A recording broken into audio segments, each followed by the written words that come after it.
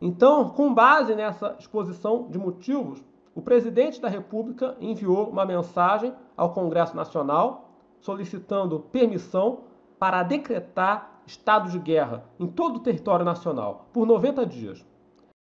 O Congresso, que estava já meio assustado e com medo de ser fechado, aprovou o pedido do presidente rapidinho, de modo que o estado de guerra foi decretado no dia 2 de outubro de 1937. E quando o estado de guerra é decretado, meus amigos, as garantias individuais são suspensas temporariamente. O direito de reunião, a liberdade de imprensa, o direito de ir e vir, enfim, o sigilo das comunicações telefônicas é suspenso. Ou seja, quando o país entra em guerra, são adotadas medidas que temporariamente caracterizam a implantação de uma ditadura. E aqui, meus amigos, eu quero abrir um parêntese, fazer uma consideração de ordem valorativa, porque eu vejo muito católico dopado pelo liberalismo. Dopado. Ou seja, eu vejo católicos que criticam, por exemplo, o Getúlio Vargas por ter sido ditador. Aí eu pergunto, o que esse idiota tem na cabeça para achar que a ditadura por si só é algo ruim? Não é esse o problema. Perdão pelo mau jeito, mas não é esse o problema. A questão é aquele regime, ele leva o país, aquele regime, seja ele democrático ou ditatorial, uma vez implantado, ele leva o país para um estágio civilizacional mais elevado, ou ele representa um descenso civilizacional, em termos de direito natural, em termos de direito, salvaguarda das prerrogativas da Igreja Católica. Esses são os critérios para se avaliar um regime, do ponto de vista reacionário. Não é questão de ser ditadura ou democracia, isso é secundário. Enfim, inclusive tem 3 autores que eu considero assim essenciais para que a gente possa se guiar nessa questão valorativa e deixar de lado essa bobagem o regime isso aí, quem pensa assim, quem avalia um regime, um governo como bom ou ruim pelo fato de ser democrático, ditatorial, está dopado, completamente dopado pelo veneno da maçonaria. Desculpa. Do liberalismo. Isso aí não é o ponto-chave. Tanto é que os tradicionalistas portugueses, espanhóis, sabiam disso perfeitamente. Quando você lê os autores tradicionalistas portugueses, espanhóis, você percebe que eles não usavam esse tipo de critério para julgar a situação.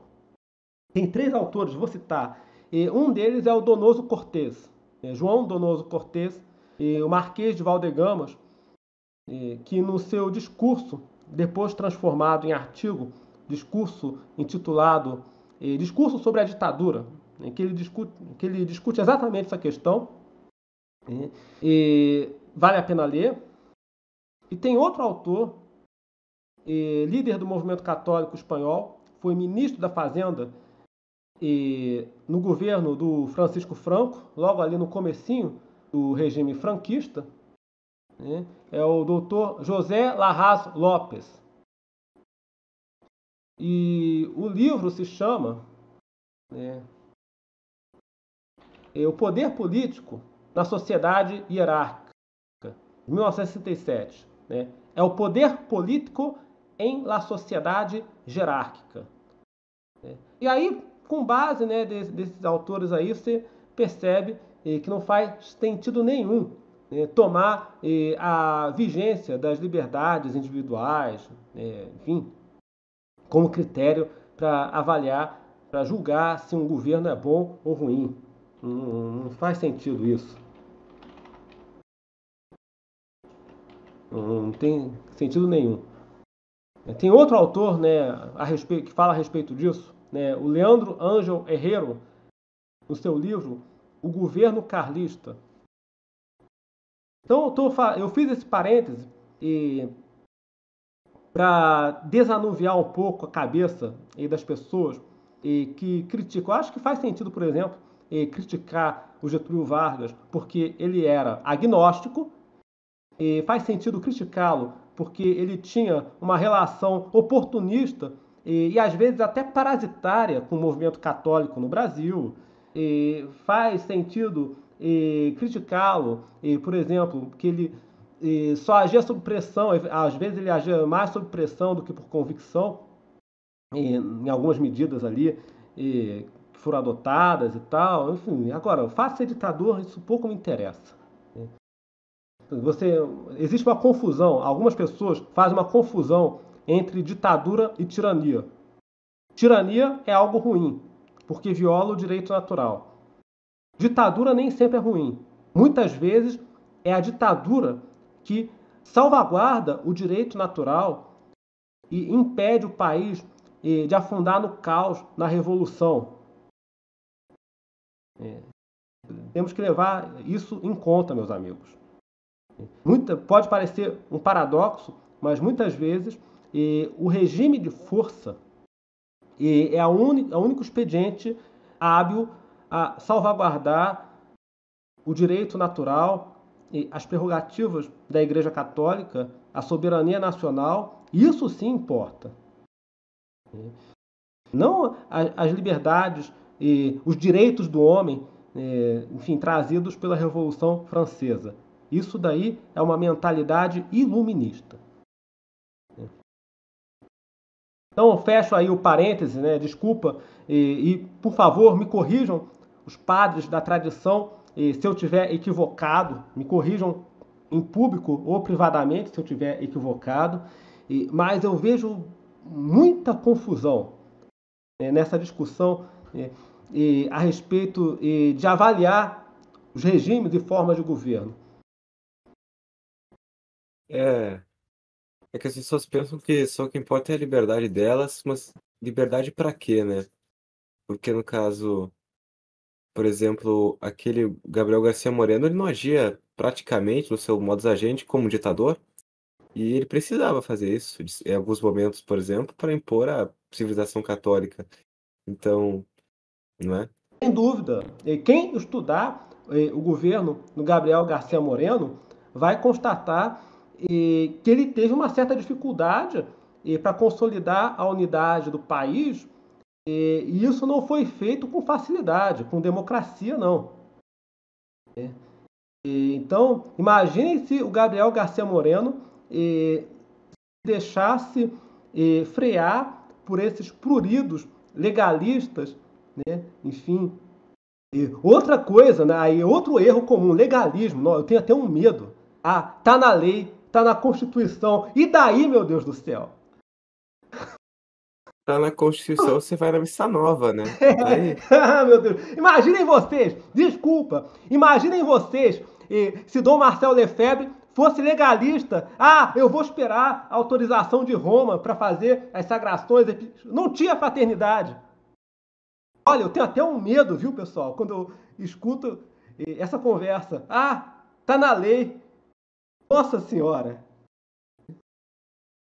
O pior é ver católico. Esse pessoal aí assim, que não é da tradição, sei lá, até faz algum sentido. Né? Mas quem é da tradição não pode pensar nesses termos. Você tem que pensar em termos de magistério da igreja, direito natural, o interesse nacional, os interesses supremos da nação. Né? Aí até em direito, por exemplo, Pio XII fala que o fim de toda lei canônica é a salvação das almas, e uma vez que não atinja mais esse fim, a lei é revogada. Então, no caso, por exemplo, uma pena, não é? Que seria a excomunhão, por exemplo, no caso da consagração sem o mandato episcopal, ela é revogada pelo bem que é a salvação das almas, pela necessidade dessas consagrações. Então, que não compreende que o princípio de Epiqueia, não é? Que no caso, uma interpretação por assim dizer, chegando aos fins que essa lei se propõe, que é a salvação das almas, mas sem cumprir o grosso da letra, né? Ela é o que a gente mais precisa hoje em dia. Como diria Dom Chotá, aquele trapista, que ele fala sobre a alma de todo apostolado, que é um grande perigo ter homens liderando movimentos de apostolado, por exemplo, sem levar uma verdadeira vida espiritual. Isso é, não conseguir ver as coisas a não ser literalmente. Isso é um grande problema. Isso aí é um risco enorme. É quase uma mentalidade protestante isso daí. Um perigo. Ter homens assim no movimento. Né? E sem dúvida, o fim maior, né, tem até uma expressão em latim para essa lei magna da igreja a respeito da salvação das almas. É, Lex Romana Suprema Esto. Isso, exatamente. Exatamente. Não, é Salus Populi Romani Suprema Lex Esto. É Exatamente. isso. É, A salvação dos povos romanos é a lei suprema. exatamente. É a mesma coisa em direito canônico, não muda quase nada. Nada. Só que essa salvationem animarum Animaram, lex suprema est. É a mesma coisa.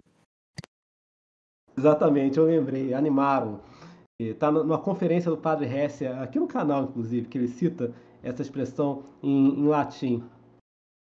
Essa é a concepção correta das coisas.